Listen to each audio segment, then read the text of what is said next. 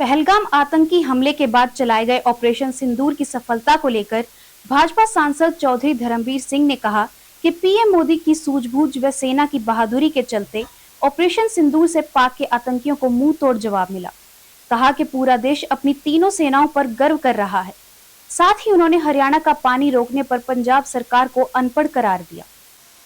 Operation सिंदूर को लेकर भिवानी महेंद्रगढ़ से भाजपा सांसद धर्मवीर सिंह मीडिया से रूबरू हुए। उन्होंने पीडब्ल्यूडी रेस्ट हाउस में पीसी की और ऑपरेशन सिंदूर की सफलता पर पीएम मोदी के फैसले और सेना के पराक्रम की सराहना की।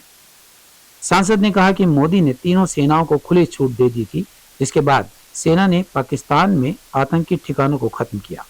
उन्होंने कहा कि मोदी ने आतंकवाद खत्म करने की कही तो सेना ने 9 ठिकानों को ही खत्म कर दिया, जिससे पाकिस्तान भी अचंभित रह गया।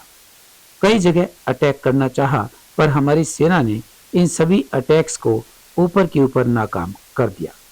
सांसद ने कहा कि हमारी सेना ने बहुत कम समय में पाकिस्तान के आतंकियों को मुंह तोड़ जवाब दिया और अब शांति भी कायम हो गई। उन्होंने कहा कि सेना के पराक्रम व सैनिकों के सम्मान में चरखी दादरी और भिवानी में तिरंगा यात्राएं निकाली जाएंगी।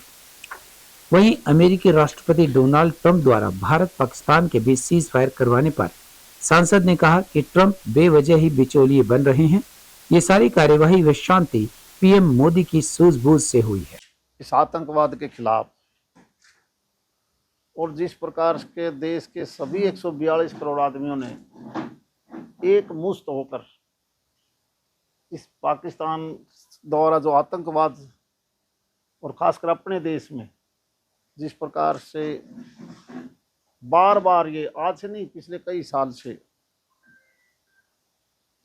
और हमारे घर के अंदर एंट्री करके जिस प्रकार की दुर्घटनाएं ये करते हैं, इसीलिए और खासकर पहलगाम के बाद सारा देश चिंतित था और सारे देश ने भारतीय सेनाओं को पूर्ण समर्थन और हमारे देश की तीनों सेनाओं ने, चाहे वो थल सेना है, वायु सेना है, जल सेना है, और उन्होंने बड़ी बहादुरी और सूझबूझ से, क्योंकि माननीय प्रधानमंत्री जी ने पूरी की पूरी छूट उनको दे दी कि हमारे से इजाज़त लेने की जरूरत नहीं, तुमने जो अच्छा लगे इस आतंकवाद को हमने जड़ से मिटाना है।